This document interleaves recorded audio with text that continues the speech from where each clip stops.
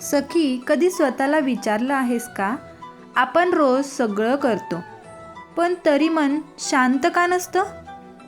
मन खूप चंचल आहे आणि तितकंच अफाट पसरलेलं. त्याचा शोध घेणं कठीण आहे आणि त्याला बदलणं ते तर अजूनच कठीण.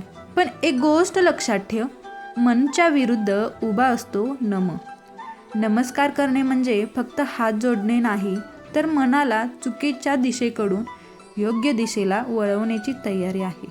मन आणि नम यांच्यामध्ये एक शब्द उभा आहे, नाम.